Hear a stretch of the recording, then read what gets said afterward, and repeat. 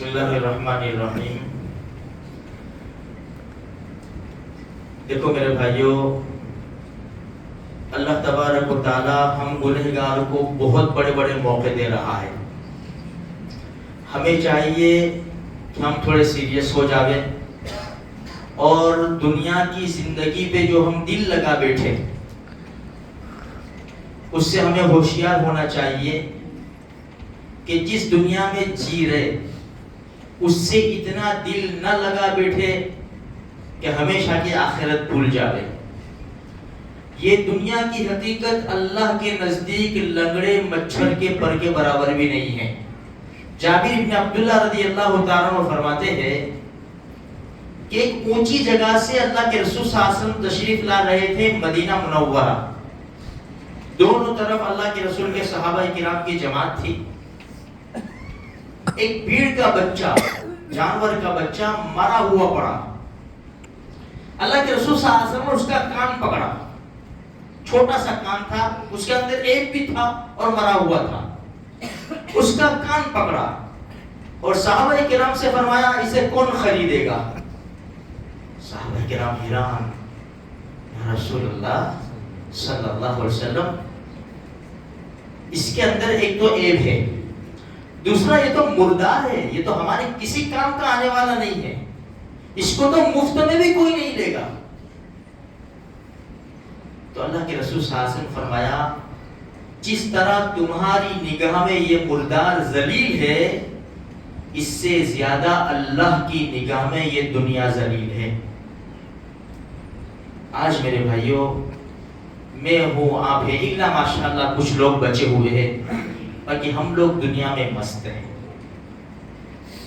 بس ایک ہی مقصد ہم نے بنا لیا ہے، کھانا پینا ہلنا پھرنا کمانا، بس اسی طرح ہماری زندگی چل رہی ہے۔ نماز ملی تو ہاں، نہ ملی تو کچھ بھی نہیں۔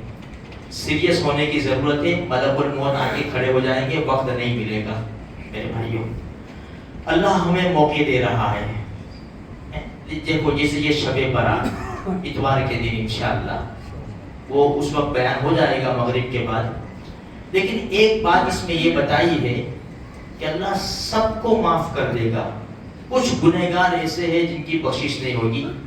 ایک بات ذہن میں لے لو، گناہ ہوتا ہے، چاہے چھوٹا ہو یا بڑا ہو۔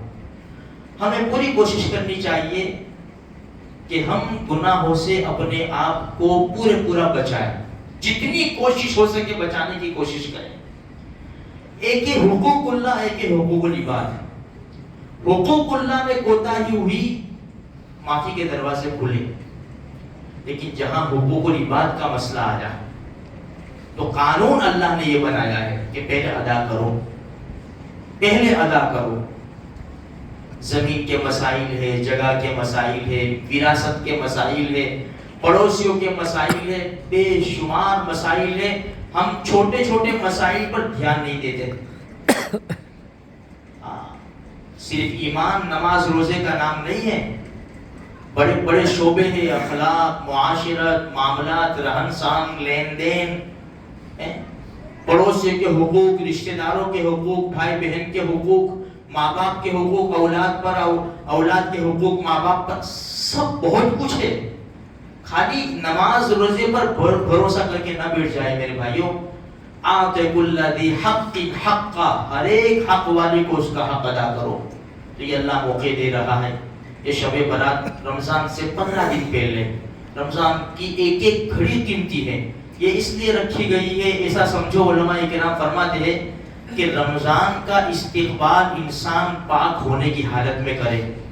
شب برات میں اپنے آپ کو اللہ کے سامنے جھکا دے، مٹا دے، اور جو کچھ بھی کسی سے گڑبڑ ہے معافی شافی کر کے بالکل پاک صاف ہو جاوے اور رمضان مبارک کا استقبال کرے۔ میرے بھائیوں، اسی کوشش کرنی چاہیے۔ اللہ مجھے آپ کو سارے مسلمانوں کو اس کی توفیق بخشے۔